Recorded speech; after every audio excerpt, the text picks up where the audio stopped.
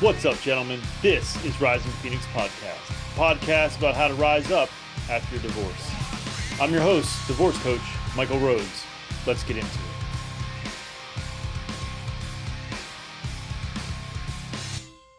Joining me today is Mr. John-Manuel Andriote.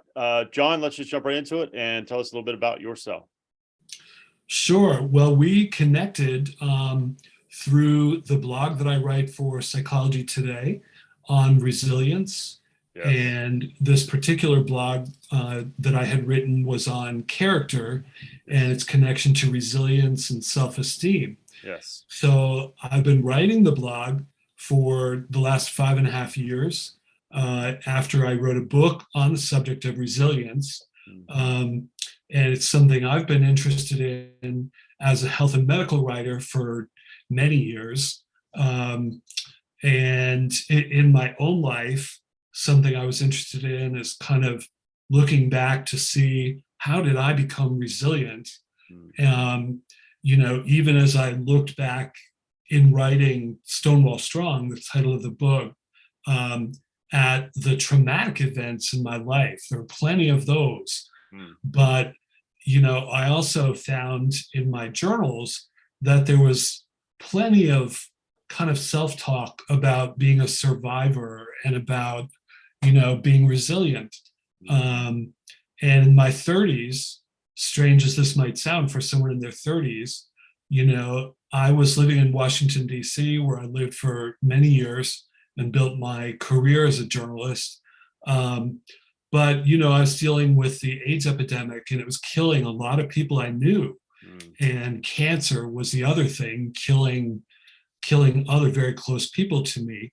And I decided in my 30s that if I was going to have to experience all this loss, that I wanted something positive to come of it. And I decided I want to learn wisdom. I want to become a wise man.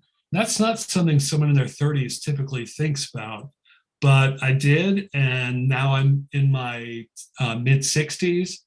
And I feel like, I think I have learned some wisdom about life. Sure. And I enjoy opportunities to talk about things that I've learned and, in ways that I hope will be helpful for other people too. Yeah, and that's the hope with what I do, right?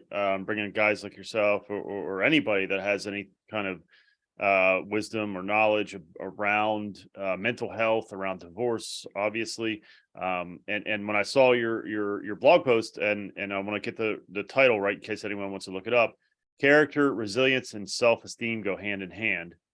I want to talk about that, but first let's talk about what is good character. Let's define that. I love to define things because people say, I want to be a man of good character, but they don't really know what that means. So let's, as best we can, how do we define that? What is good character? Well, in the blog, I used an example that Admiral William McRaven, had described Saddam Hussein when they captured Hussein, and how after a few days of being sort of reduced to, just being a humble older man without his power and without his palaces and armies, that he was kind of a pathetic, creature. Yeah. And so Admiral McRaven contrasts the character of Saddam Hussein to the character of Nelson Mandela, who was imprisoned for 27 years for being a political resistor against the apartheid government in South Africa. And, Mandela not only emerged from prison after 27 years without this sense of, resentment, this great injustice that was done to him. He actually shook the hands of the prison guards. I mean, this is famous because he understood they were just doing their jobs, that he had suffered a great injustice, but these individual men were not responsible for that injustice. Yeah. And so he came away from this great wrong done to him with his dignity, his pride, his self-esteem, his sense of purpose in his life, still intact, to the point that within a couple of years he became president of South Africa. Yeah, it's a great story, So for sure. that was character. Yeah. Yeah. And I know there are forgive me, the acronym VIA, I think I could be wrong on that, but that it was a set of strengths sort of tucked under 6 virtues that sort of make up good character. Can we talk a little bit about that? Like, what are those 24 different strengths as best as we can, and what are those 6 virtues? Sure. I'm going to have to actually read this to you. Yeah, go Um, for it. but in positive psychology, researchers use what they call the values in action, or VIA classification, which identifies 24 character strengths that are often organized under 6 virtues. And those virtues are historically what philosophers and religious teachers, have used to define good character. And so the 7 virtues are wisdom, courage, humanity, justice, temperance, and transcendence. And then break it. 1, 2, 3, 4, 5. Is there 6 or 7? I probably miscounted. Yeah, I think it's 6. Okay, 6. So under wisdom, and I define these as, these are kind of the stepping stones, the means to achieve this virtue. So under wisdom, creativity, curiosity, judgment, love of learning, and perspective, those go into developing wisdom. Courage, it includes bravery, perseverance, honesty, and zest. Humanity, love, kindness, social emotional intelligence, those go into making someone humane. Justice features teamwork, fairness, and leadership. Temperance, that includes forgiveness, humility, prudence, and self-regulation, self-control, being able to control your emotions. Transcendence is the final one. And that includes appreciation of beauty and excellence, gratitude, hope, humor, and spirituality. Interesting. So those are all things, I think, right, we should all aspire to have, traits to embody, maybe in some ways, just overall be a part of who we are. But and I think in general that's good for life, right? We want to have some of those things, or all of them. If we probably no one can get all of them, but we certainly want to have some of those things as a part of who we are, as a part of our character. But why is that important? Why is having good character so important when we face an adversity like divorce?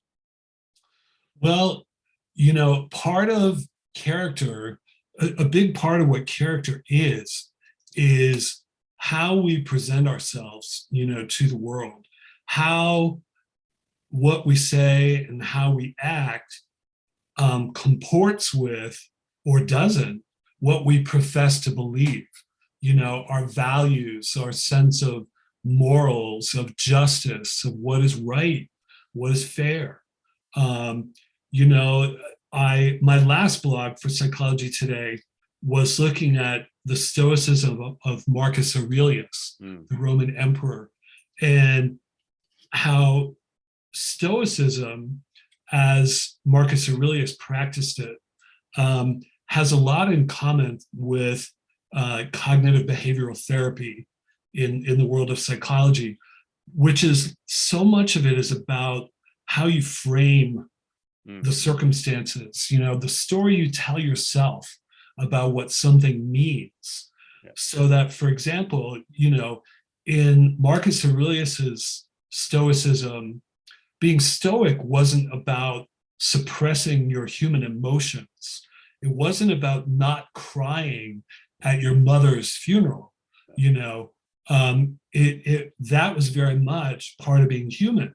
But what it means, the difference, is that you don't tell yourself the universe is individually unfair to me that my mother died, that I'm uniquely suffering. It's about the story you tell yourself. If you tell yourself that, losing your mother in her elder years is kind of how nature works, how life works, it's a whole different experience. Your grief is also a different experience than if you're telling yourself this is so unfair. She was only 89 years old. Right. She was too young. Right. Then you're going to have a very different experience.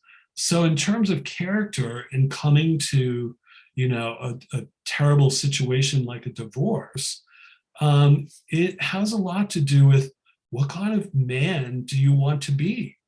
Who do you claim to be? And are you living who you claim to be? Yeah. Yeah, and I guess if you're facing that, and if you're asking those questions, or I guess if you're just facing it, then a good way to get through it is to have some of these character traits, is to have some of these strengths to lean on, right? Because I think, what's the alternative? So if you face something difficult, you can lean on some of these things, these virtues and these strengths, or you can lean on anger and bitterness, or denial, or in which that's a part of the process, but some people hold on to that way too long, or drinking or drugs or Right. women Right. or dating. So I guess the question is about choice, right? Like, you're faced with a situation, and do you want to handle it in a way that can lead to something positive or something negative? And obviously, if you have good character, or if you build on some of the strengths of character that you already have, you're bound to get through it a little. I don't want to say easier, perhaps, but your outcome, your destination could be a lot better if you choose this better path, right? Mhm. Yeah, I would say so. I mean, the ways that some people would choose to deal with a difficult situation like that, as you said, would be to like drink away the pain. Well, Yeah, that anesthetizes you for the moment, yeah, but then the pain returns because you haven't addressed the cause of the pain. yeah. Um, Amen. and a lot of the pain, again, goes to how you frame the meaning of things. Mhm. Um, and, I mean, for example, I'm thinking about divorce. If you frame it in the sense of I'm unlovable, because this person has chosen to end our relationship, you know, Mhm. then that's a whole different way that you're going to experience it than if you say, you know, people change, people grow apart. Um, it doesn't mean that there's something fundamentally flawed with me or with the other person, but that maybe we're not compatible. And that's what it really means. It doesn't mean all these terrible, Right, character defects. right. Um, I mean, there may be character defects involved. Sure. Oh, I'm sure that there are. So I guess the question is, how do you, if you're, there's two things there, I think, um, which I want to get to the large one, but the smaller one is, if you're seeing it that way, that first way, that I am unlovable, Mm, and this is something that, when it's not your decision, that's some of the thoughts that happen. I'm a piece of shit. I'm mhm. unlovable. I'm broken. Something wrong with me. I screwed it all up. Those type of thoughts happen. How do you best change some of those thoughts? How do you start to reframe it in a different way? I mean, I have things that I do and teach around narrative therapy that allow for that, but and maybe that's the answer. Maybe I'm a spoiler alert there, but how do you recommend like changing a thought pattern around yourself and any type of situation from not helpful to helpful? Well, I mean, when you just said narrative, that, set off my thinking, because again, it's so much about the story Yeah. that we create about what our experiences mean, what traumas mean. If, I don't know, I mean, being sexually assaulted means that, I'm a weak person for not resisting this or being able to fight this person off. If that's what I let it mean, then it's going to really destroy me, But if it means that this person overpowered you or whatever, it's a whole different way of thinking about it. So much of it has to do with our self-talk in our minds. Yeah. And, we can deliberately, consciously program our thinking to kind of substitute more positive, frame for the frame that is hurting us. Yeah. And so much has to do with words and language that we use to ourselves. And that's what I always say. It's like so much of what we experience emotionally, it comes from the version of the story that we tell ourselves. Yeah. Yeah, I did some narrative therapy work with a previous podcast guest, Dr. MC McDonald. She actually just released a book, which I highly recommend, called Unbroken, and it's about trauma. She's a trauma researcher, and I did I think 4 to 6 sessions with her around narrative therapy, and it wasn't around divorce. It was some other childhood stuff, but man, was it so effective. Because you're right, because we tell ourselves certain stories about ourselves, right? And they become ingrained in us. Like I did this because of that. But it is a matter of just seeing it differently. But I say that like I said, it sounds like it's easy. I'll just see it differently. And I know that it's not easy, but Right. once you get to that, once you put in some work and figure out how to tell the story differently to yourself. Because here's the thing that I lean on a lot. When you go through this process and it's not your choice, they have a story, they have a narrative too, right? And in that narrative, suddenly, for whatever reason, midlife crisis, somebody else in their ear, who knows what it is, but their story about you changes. So I think take a page from that. As shitty as what they're doing can be, at least, especially in the beginning, how we interpret it. It's a pretty good tool to use to change how you see something. Changes everything, and it's not easy, I'll say that, but boy is it beneficial. I wanted to dive in. It's just a sidebar, because this just a rabbit hole, as I say. This just hit me. You mentioned it in our email exchanges. You are not divorced, or haven't been through a divorce, but as a man, but you have been through it as a child. Can you talk a little bit about, if you're okay with that? Can you talk a little bit about that? Like, how old were you? What were your struggles, and did that affect you going forward in your life? Well, yeah, my parents actually divorced, but only after years of, my dad being unfaithful and splitting up and separations. And then ultimately they divorced when I was about 23 years old. It's really, no matter how old you are, I was 23 and I cried, it's like my parents are divorced. It was just so radical. And then one by one, each of my 2 sisters also got divorced from their husbands. One of my sisters remarried and has been with her second husband now for 31 years. Oh, wow. So they've worked things out. They bicker like they did 25 years ago, but they're still together and pretty happy. And yeah, I mean, it definitely made me feel like, geez, is this going to happen to me? You know, am I destined to, and it's happened to a couple of my uh, nephews, or one nephew and my niece, who were married and divorced, you know, before they were 30 years old. Um, and you just see these kind of patterns like handed down one generation to another. People don't have models of Yeah. good relationships.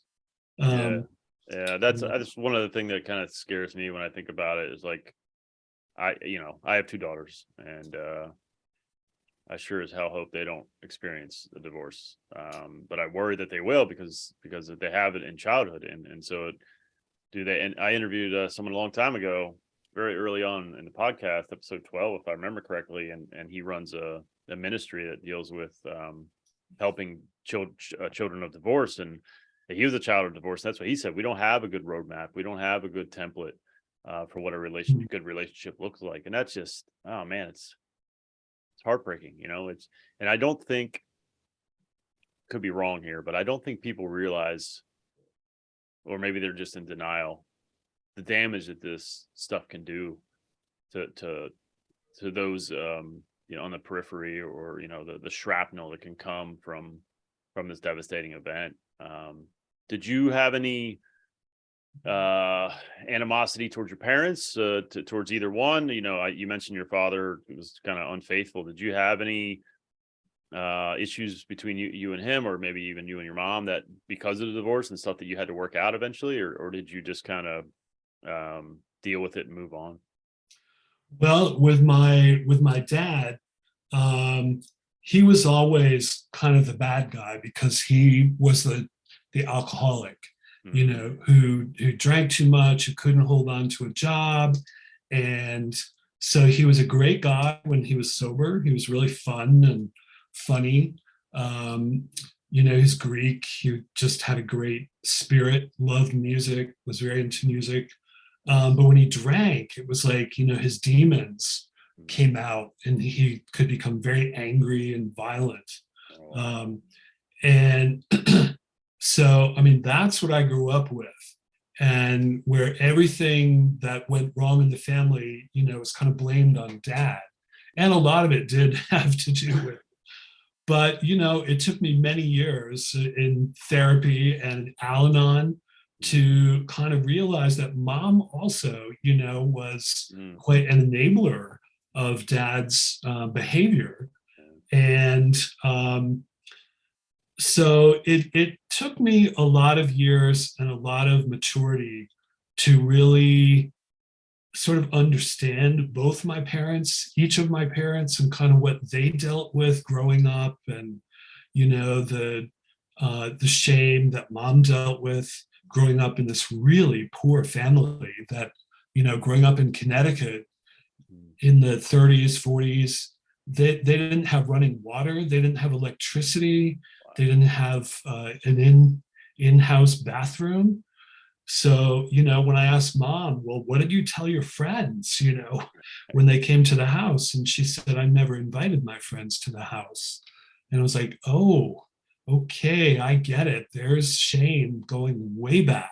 Yeah, Uh, it just makes me think about how, at least, I think my mom had a pretty chaotic and difficult childhood, and I think my father did as well. And it just, hmm, I could say, at least there's a lot of solace in thinking about the fact that I'm sort of breaking that cycle as best I can now. I'm hmm, trying to teach them. They're in therapy. My kids. Well, my little one's taking a break right now, but my oldest, she's 14. She just started with a new therapist, and it's just, I think that there's, for so very long, with people just didn't deal with their shit, for lack of a better description, right? uh-huh, Like they yeah, just, it gets passed on. There's no question that if you don't address it yourself, you're going to pass it on. You're going to pass some shit on anyway, because we're all humans, we're all imperfect. But there's some solace, I think, in the thought that I am hopefully not passing at least as much on, right? Because I'm more mindful of the uh-huh, effects, the negative effects of things, how you talk to your children, how you treat your children, um, not just continuing the cycle of pain and trauma. So there's sometimes, and I don't think about it a ton, but when I do, there is some solace in that. Well, at least I'm trying my best to break this cycle and to not pass along this hurt and this pain. And Mhm. I wish people just took more time to really work on themselves and look at their shit. But it's I find in it's not enough, honestly. Quite honestly, I feel like people just, and I know it's hard, right? It's difficult. It's looking at your own stuff, taking responsibility, being accountable, like those things. It's all hard, right? It's easier to point the finger and blame someone else, and that brings me right back around. And I did not intend this, but great segue. That means probably that you lack some character. So if you know that, if you're doing some of these things that you're hearing these things and you're like, oh, I am drinking, oh, I am out having sex with random women, oh, I'm not doing any of those 24 things that were just listed. Maybe you're only doing two of them or whatever. How do you start to build character? How do you start to get um get some of these traits to be a part of who you are? Well, it really is about choices that we make, sort of each situation that we find ourselves in that requires that we choose one way or another. Sort of, am I going to take the pathway of personal responsibility, you know, or not? Um, am I going to blame somebody for the consequence of my action, or am I going to take responsibility that I messed up and, you know, um, and I don't know, so much of it to me, I think about what it means to be a man, and in my years growing up, having a strong character that was worthy of respect was really something of value. Hmm. And it's not to be taken lightly, how you treat people, following through when you say you're going to do something. I mean, those things add up, and each thing is a choice. If I say I'm going to help a friend move on Saturday morning, and they're probably counting on me, and then Saturday morning comes, and I stayed up late partying Friday night, and I don't feel like getting up to Right. go move, and so I let down the friend. Well, those things add up in creating an impression of your character, and it's not a good one. But if you do what you say you're going to do, you're a man of your word. I mean, that's really something to aspire to.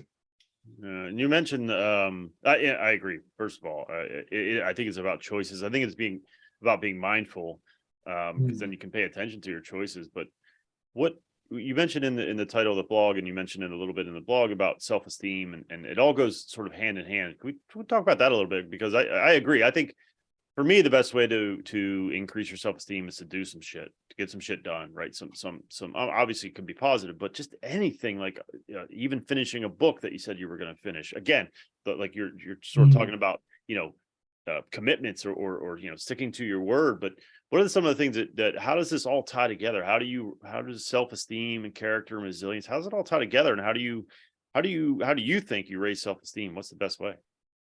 Well, I think that, the self-esteem comes in being able to feel good about being a man of his word. Mm, yeah. um, that's, I don't know, like, I I think that's really it. Like the character and resilience are connected, because resilience has so much to do with taking responsibility for your life, uh, you know, Yeah. and not leaving things up to someone else, but being willing. And this is it's really funny when people talk about personal responsibility and all that. Um, Being responsible for our choices, it's always with the idea that unless there are negative consequences to us of our choice, then we'll blame someone else for it. And so that's a real test of character. When you make a mistake, that maybe causes you harm, um, was it someone else's fault? Are you going to take responsibility for the negative consequence of your choice? It's not only we get prizes for good choices that turn out well. It's like when we Right. make a bad choice with negative consequences, we still have to take responsibility for it. And that's a real test, I feel like, of character. Um, but when you do, and you're like, I'm human, I messed up, there's there's self-esteem in that, because there's honesty, there's humility, yeah, for self-forgiveness, that's a big Mm. part of it. Self-compassion. Yeah, that's tough to come by in the beginning. I always try and think about Hmm. the guy who just starts this process in the beginning. I have some gentlemen that recently just joined our Discord server, and they're in the beginning stages, and they're struggling, and I try to think about those types of guys, and I think, unfortunately, you can lean on some of these things, right? Having good character is important, and you can lean on some of those things in tough times. Certainly, I think that is vital, because again, you can take a good path or a bad path, but boy, is it really fucking painful in the beginning, and it's almost nothing you can do. I say this all the time. There is no magic pill. There is no quick fix. There is no secret formula or way. And I think, unfortunately, people get preyed upon because of that, because if they're just lost, and just they just want something, and unfortunately, I don't think there are quick fixes. There are times when you're just gonna have to sit with pain, and I think perhaps that is, I don't remember all the 24 strengths, but I think that has got to be a part of a character as well, and I guess it is sort of like, maybe it's perseverance, or I'm not sure Hmm. but to sit with something that it's your pain, it's yours, you have to sit with it, but man, is it hard. I don't Man, I don't think there are many more difficult things in life, um than divorce, an unwanted divorce, anyhow. Hmm. um did your if, again, rabbit hole, did your parents, how did they behave when they went through it? Was there anger and bitterness, or was it like, look, we're parting ways, and like, did you get caught in the middle? I mean, I know 23, you're a little older, but still, you're not quite there, right? Your brain's still developing, I guess, until like 25. So did you see any of that kind of negativity, or was it a clean break? Well, I mean, dad basically left mom to go live with another woman. Oof. And so I was actually the only one, I'm the oldest, and I have my two sisters are younger. But I was the only one who, after they split up, who would actually go visit them, his Mm. visit dad, Oh, okay. uh, because I was living away from Connecticut. So I was living in DC. Or no, I was actually living in Boston at the time when they split up. And so when I would go home to Connecticut to visit, I would always stay with mom, but I would always go visit dad. And so my sisters were so angry with dad that they wouldn't go visit. I don't know if they even saw him, No. but to complicate matters, um, within a few years after they split up, uh, dad developed cancer, esophageal cancer, Oh, wow. and his girlfriend Dottie also had cancer, and so he nursed her through the end of her life, and then he was diagnosed with cancer. And my mom actually, they still loved each other. Sure. That was the crazy thing. They loved each other, but they couldn't be married to each other, Mhm. and that really was it. And so she took care of him at the end of his life. I mean, she fed him, she nursed him. Um, Wow. So that was for me a powerful example of love, Mhm. because love transcends whatever label we put on the relationship. Mhm. So they were no longer legally married, but they were still married in a real way. Um, How do you think that those moments or that entire event, all encompassing, affected you, and what kind of way did that push you towards this sort of look at resilience and character and the things that you write about? Is that, you think, what sort of pushed you in that direction?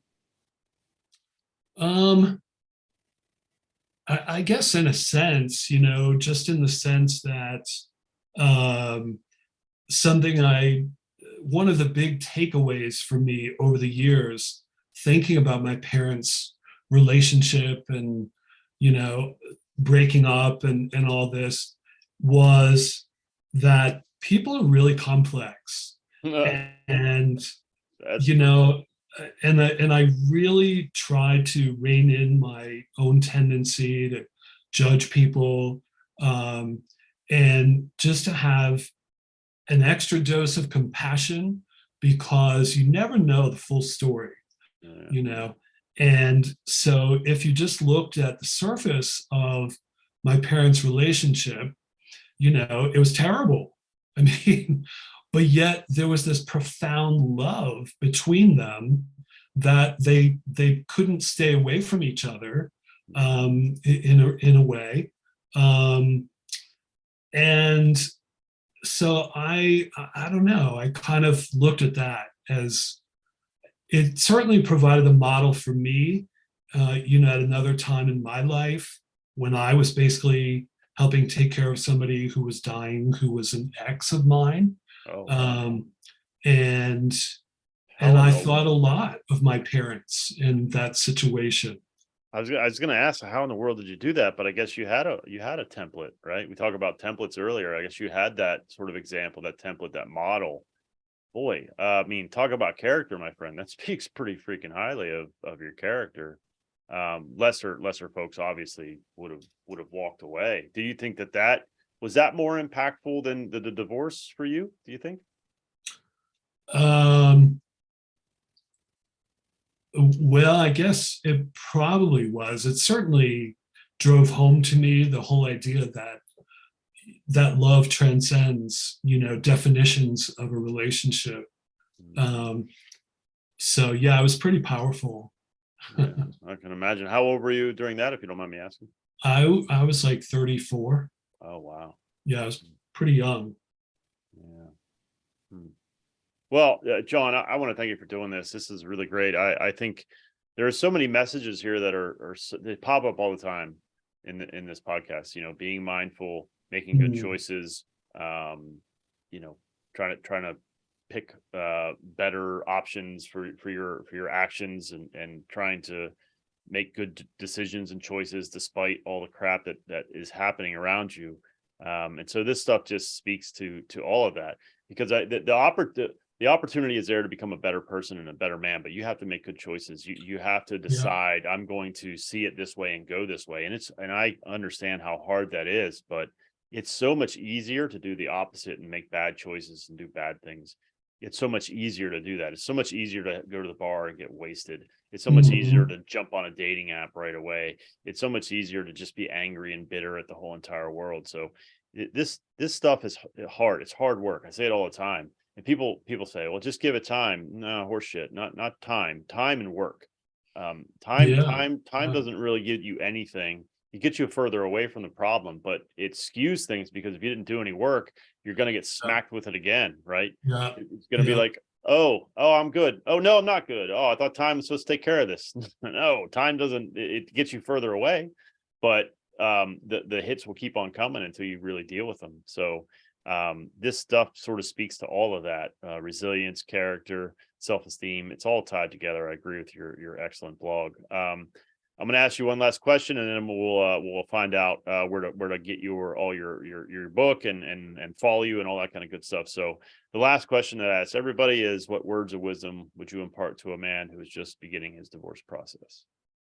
Well, I was just thinking as you were, kind of wrapping up, that when you talked about how it takes work, and that really is true. It takes intentional, deliberate work to make one choice after another, but it made me think back to what I said earlier about Marcus Aurelius and Stoicism, Mm, that Stoicism would be described as a practice. It's like a religious practice, a spiritual practice. It's something that um, you have to continually make choices to uh, choose the things that will build a good character. And it doesn't happen instantly. It's not just all at once. It's kind of an accumulation of choices. yeah, But one of the ways that the Stoics would think about all this is you keep before your mind's eye the question of, what kind of man do I want to be? Who do I want to be? What do I want written on my gravestone? My epitaph. What is that going to say? Because that's what you value and what you say you value. And then it's a matter of making choices to bring your life into, you know, into what am I trying to say? Coherence with that value, to be consistent in what you say you believe and in who you are and how you are. Um, well, I guess that's my words of wisdom right there. Well, I love it. I agree. At the end of the day, you have to be mindful of your choices and making sure they're good ones. And it is a practice. It is work. It's an excellent point.